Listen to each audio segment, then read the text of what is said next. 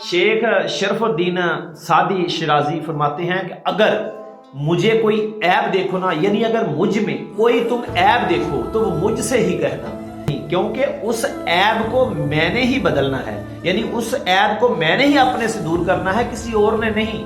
और अगर तुम मुझे कहोगे ना तो वो नसीहत कहलाएगी और तुम्हारे नामा इमाल में सवाब लिखा जाएगा।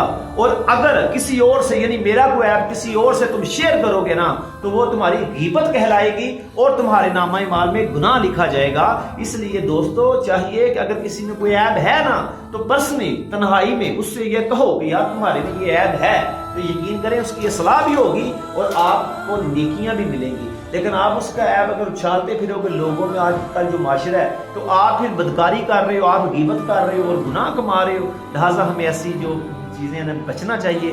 ये किसी की ऐब जोई ये बहुत बड़ा गुनाह है। खुदारा इस गुनाह से ना अपने आप को दूर रखें।